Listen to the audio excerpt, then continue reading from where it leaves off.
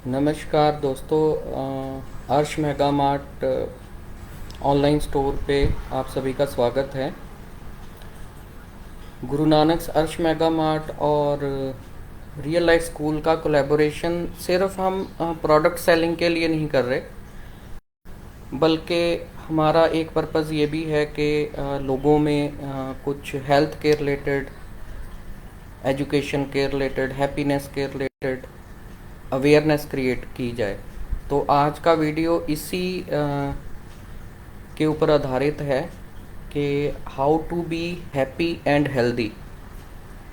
दोस्तों, ये जो दो आस्पेक्ट हैं, दो फैक्टर्स हैं लाइफ के, ये बहुत ही इम्पोर्टेंट है। हर कोई जो है वो हैप्पी होना चाहता है, हर कोई जो है वो हेल्दी होना चाहता है।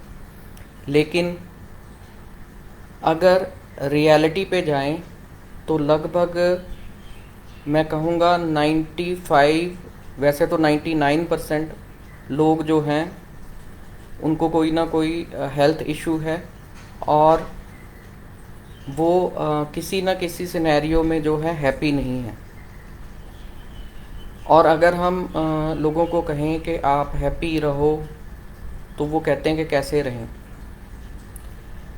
हैप्पी और हेल्दी होने के लिए दो ही चीज़ों का ख्याल रखना है। आज मैं एक जो सिनेरियो है उस पर डिस्कस करूँगा। नेक्स्ट वीडियो में किसी और जो टॉपिक है जिससे हम हैप्पी और हेल्दी रह सकते हैं उसके ऊपर डिस्कस करेंगे। और आपसे रिक्वेस्ट है कि अगर ये वीडियो अच्छा लगे, यूज़फुल लगे, तो इसको आप दूसरे लोगों के साथ शेयर करें, क्योंकि ये एक असाइनमेंट भी है कि अगर आपको मेरी बातें कुछ परसेंट भी सही लग रही हैं तो आप मेरे वीडियो को शेयर ज़रूर करें। हमारे जो चैनल हैं और फेसबुक पेजेस हैं, जैसे अर्श मेगा मार्ट है, रियल लाइफ स्कूल है, इनको आप लाइक और सब्सक्राइब ज़रूर कर लें। बेल बटन को दबा के आप नोटिफिकेशन को भी ऑन कर लें, ताकि वीडियोस अगर आप देखना चाहते हैं। तो फ्रेंड्स, अच्छी हेल्थ का और खुशी का जो फैक्टर है वो दो फैक्टर्स हैं। एक हमारा लाइफस्टाइल यानी कि रहना सहना, और दूसरा हमारा खाना पीना। आज हम खाने पीने पे बात नहीं करेंगे, वो मेरा फेवरेट टॉपिक है। आज हम बात करेंगे रहने सहने पे।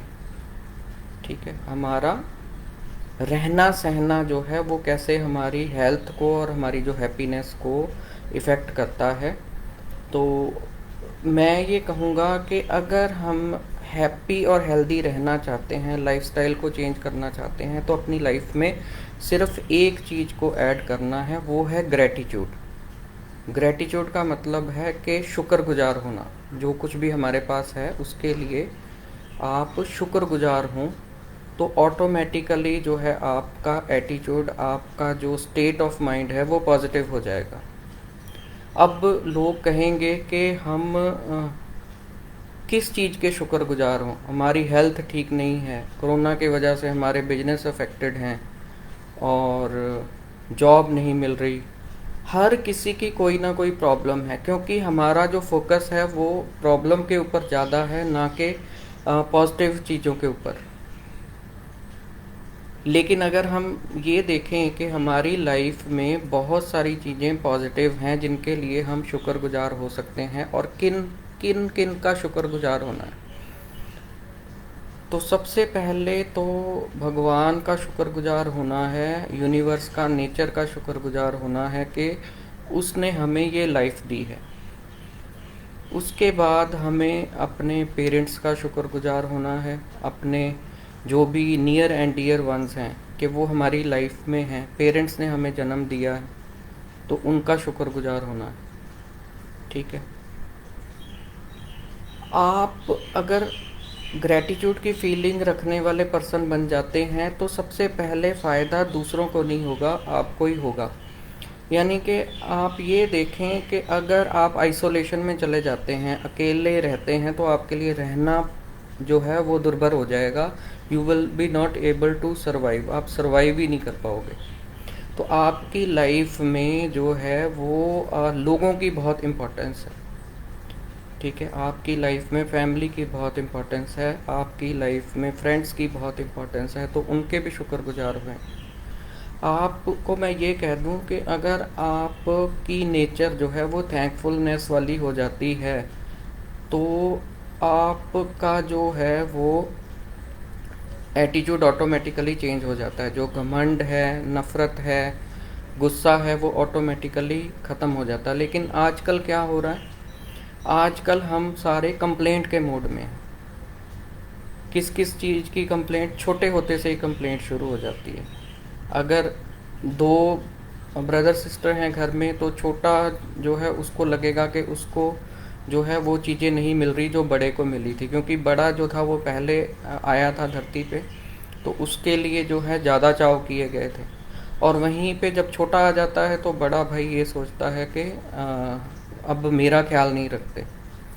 पेरेंट्स की कंप्लेंट अपने बच्चों की नेबर्स के बच्चों के साथ कंपैरिजन में लग जाती हैं कि उनका बच्चा तो जी 95% स्कोर लाया, मेरा बच्चा जो है वो उसका कम स्कोर आया, मेरे बच्चे ने अभी लिखना शुरू नहीं किया। तो जब इन्वायरमेंट ही कंप्लेंट वाला होगा, तो जिसमें हम बड़े होंगे तो हम कंप्लेंट ही करेंगे।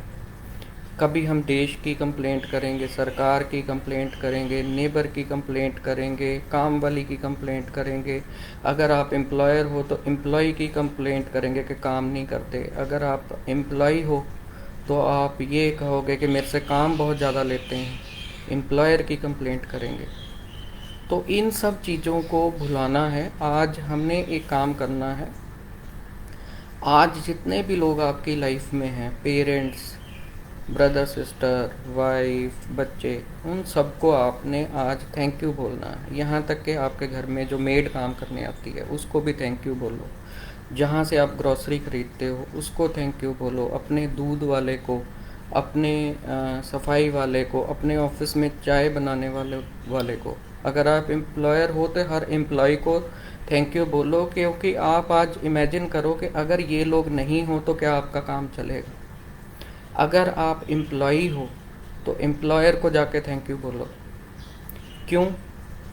क्योंकि आप इमेजिन करो कि बहुत सारे लोगों के पास जॉब नहीं है। तो आज आपका टास्क है कि मैक्सिमम लोगों को आपने थैंक यू बोलना है और दिल से बोलना है, धन्यवाद करना है। क्योंकि आप आइसोलेशन में नहीं रह सकते और आप अपने आप को क्या समझते हो? कुछ भी नहीं। अभी अगर आप यूनिवर्स को अंडरस्टैंड करने जाओ तो यूनिवर्स इतना बड़ा है, इतनी सारी गैलेक्सीज़ हैं। उसमें एक हमारा सौरमंडल है और उसमें एक हमारा प्लैनेट अर्थ है। और अर्थ के किसी एक कोने में पड़े हुए आप तो एक एग्जिस्टेंस भी नहीं हो। आपका अकेले का कोई वजूद नहीं है। कहते हैं ना, वो कहानी है एक जिसमें एक किसान के लड़के झगड़ते रहते थे, तो उसने जब वो बीमार हो गया, डेथ होने लगी, तो उसने सभी को बुलाया और लकड़ियों का एक गट्ठा उसने बांध के उनको दिया और बोला इसको तोड़ो। तो वो सभी ने बहुत ट्राई किया, उसको वो तोड़ नहीं पाए। लेकिन फिर उसने वो लकड़ियों का गट्ठा खोल दिया, एक एक लकड़ी दे दी, तो वो लकड़ी जो थी बड़ी आसानी से टूट गई। यानी कि अगर आप इकट्ठे हो तब आप में जो है आपकी एक फोर्स है, आपकी एक वैल्यू है। अगर आप अकेले हो, अगर आप मैं करते हो तो आपकी वैल्यू बिल्कुल भी नहीं है। जैसे आप ये समझ लो कि आप इस अथाह सागर में एक बुलबुले की तरह हो। अगर बुलबुला अलग हो जाए तो वो कुछ नहीं कर सकता, लेकिन अगर वो बुलबुला लहरों के साथ रहे तो वो तूफ़ान ला सकता है, वो सुनामी ला सकता है। तो अपनी जो स्टेट ऑफ माइंड को है, अपने एटीट्यूड को है, आप पॉजिटिव में लेके आएँ, ग्रैटिट्यूड की फीलिंग्स के साथ जीना शुरू करें, तो your life will be happy automatically. और जब आप इस स्टेट में रहते हैं तो इट इज़ साइंटिफिकली प्रूव्ड कि आपकी हेल्थ जो है वो अच्छी होनी शुरू हो जाती है। You will start being healthy. क्योंकि ये कहा गया है कि जिस चीज़ के बारे में आप ज़्यादा बात करते हो वैसी ही चीज़ें आपकी लाइफ में होनी शुरू हो जाती हैं। That is called law of nature. ठीक है, बहुता कहिए बहुता होए। और हम बहुत ज़्यादा बातें किस चीज़ की करते हैं? नेगेटिव चीज़ों की, कंप्लेंट्स की। तो हमारी लाइफ में नेगेटिव चीज़ें ही ज़्यादा होती हैं। हम बीमारी की बात करते हैं, बीमारियाँ ज़्यादा होती हैं। हम लोगों की बुराई करते हैं तो बुरा ही हमारी लाइफ में होता है। हम गरीबी की बात करते हैं तो गरीबी ही आती है। तो आज से हम अच्छी बातें करनी शुरू करें, लोगों की अच्छाइयाँ ढूंढनी शुरू करें, उनको हम अप्रिशिएट करना शुरू करें, अपनी हेल्थ के बारे में अच्छा बोलें, अपने बारे में अच्छा बोलें, नेगेटिव सोचना बंद करें। बस इतना सा असाइनमेंट करें तो आपकी लाइफ में बहुत सारी चेंजेस आ जाएंगी। दूसरी एक चीज़ और, कि हम सिर्फ ये चाहते हैं कि लोग हमारे लिए कुछ करें, वो हमें कुछ दें। एक एम्प्लॉई ये सोचता है कि मैं इतना काम कर रहा हूँ और मुझे सैलरी बहुत कम मिल रही है। एक एम्प्लॉयर सोचता है कि उसका एम्प्लॉय काम नहीं कर रहा, लेकिन वो सैलरी बैठे बैठे ले रहा है। तो एज एन एम्प्लॉय अगर आप जितनी सैलरी ले रहे हो उसको जस्टिफाई करो, कि अगर आप 10,000 रुपया ले रहे हो तो आप काम जो है वो 10,000 से ज़्यादा का करो, 11,000 का करो। ऑटोमेटिकली देखना आपकी लाइफ में जो है वो जो है मनी आएगा, आपकी इंक्रीमेंट्स होगी, आपकी सैलरी बढ़ेगी। Start giving more value for anything. आप बिजनेस में हो, आप सेलिंग में हो, तो कस्टमर को आप कुछ ना कुछ जो है उसको एक्स्ट्रा दो। मीन्स ज़रूरी नहीं है कि आप प्रोडक्ट घाटे में बेचो, आप उसको प्रोडक्ट बेच रहे हो, साथ में अच्छी सर्विस दे दो, उसके साथ डीलिंग अच्छी करो, उससे बात अच्छे से करो। ये भी चीज़ें जो हैं ये भी एक वैल्यू एडेड सर्विसेज हैं। जो कंपनीज ये कर रही हैं वो कंपनीज ग्रो कर रही हैं। कल कीर्तन में एक कथा सुन रहे थे गुरु नानक देव जी की, कि करतारपुर साहब में गुरु नानक देव जी एक घर के बाहर से निकल रहे थे, तो दो भाइयों के घर थे साथ साथ में, और उन्होंने देखा कि जो छोटा भाई है उस टाइम पे ऐसे होता था कि जो गेहूं है, गेहूं के लिए भड़ोले टाइप बने होते थे मिट्टी के, तो उसमें गेहूं या चावल जब उपज होती थी उसको भर दिया जाता था और सारा साल वहाँ से निकाल निकाल के इस्तेमाल किया जाता था। तो गुरु नानक देव जी ने क्या देखा कि जो छोटा भाई है वो बोरियों में भर भर के अपने घर से गेहूँ, बड़ा भाई अपने घर में नहीं है तो उसके जो वो भड़ोले है उसमें डाल रहा था। गुरु नानक देव जी ने जाके पूछा, भाई तू ये क्या कर रहा है? तो अपनी गेहूं निकाल निकाल के अपने बड़े भाई के उसमें डाल रहा है। तो उसने कहा कि गुरुजी ऐसे है कि जब ये खेतों का बंटवारा हुआ तो किसी वजह से बड़े भाई को कम खेत आए, तो उसकी गेहूं की उपज भी कम होती है, और अगर मैं उसको फोर्सफुली देना चाहूँ तो वो बड़ा होने के नाते मेरे से हेल्प लेता नहीं है। आज वो घर से बाहर गया है तो मैं उसको हेल्प कर रहा हूँ। तो अगर मैं उसके सामने करूँगा तो वो लेगा नहीं। आज मुझे मौका मिला है कि मैं जो है अपना एक अच्छा कर्म कर दूँ, कि वो गेहूँ मैं अपने भाई के उसमें डाल दूँ, उसको पता नहीं चलेगा। तो अगले दिन उन्होंने क्या देखा कि छोटा भाई घर पे नहीं है और बड़ा भाई क्या कर रहा है, जो गेहूँ उसके एक्स्ट्रा डली हुई थी वही उठा उठा के वो वापस छोटे भाई के जो भड़ोले है उसके अंदर डाल रहा है। अब गुरुजी ने कहा कि तेरे को तो खेत भी कम मिले हैं, तेरा छोटा भाई कह रहा था, और तेरी गेहूँ भी कम होती है, तो फिर तू क्यों उसको वापस दे रहा है? अगर उसने दे दिया तो रख ले। तो बड़े भाई ने कहा कि बात बिल्कुल सही है कि मुझे खेत थोड़े कम मिले हैं, लेकिन जितना भी रिश्तेदार या जो भी लोग आते हैं वो छोटे के घर में ज़्यादा आते हैं, उसके घर में अनाज ज़्यादा ज़रूरत है, उसके यहाँ खाना बनता है और उसके आना जाना चाय ये सब लगती है, तो जितना उसके पास है वो कई बार पूरा नहीं पड़ता। मेरा तो गुजारा हो जाता है, मेरे घर में बहुत कम लोग हैं, ठीक है, मेरे परिवार में मेरा गुजारा हो जाता है, लेकिन छोटा तंग ना हो इसलिए मैं उसको ये अनाज दे रहा हूँ। तो कहने का मतलब था, एक ज़माना ऐसा होता था जब हम दूसरे के लिए कुछ करते थे और वो टाइम था जब हम खुश रहते थे। आज की टाइम पे हम जो हैं वो कहीं ना कहीं सेल्फिश हो गए हैं, अपने बारे में सोचते हैं और ईगो में रहते हैं, दूसरे का भला भी करते हैं तो उसका हम दिखावा ज़्यादा करते हैं। तो उस तरह से किसी का अच्छा करो तो उसको दरिया में डालो। कल ही मेरे फ्रेंड ने एक व्हाट्सएप पे स्टेटस डाला था, जब नेकी करके आप दरिया में डालते हो तो कभी आपका सितारा या आपकी कश्ती डूबने लगे पानी में, तो वही जो नेकी आपने दरिया में डाली होती है वही कश्ती बन के आपको पार लगाने के काम आती है। ये कहावत है कि नेकी कर दरिया में डाल। तो आज का ये टास्क है गुरु नानक अर्श मेगा मार्ट और रियल लाइफ स्कूल की तरफ से।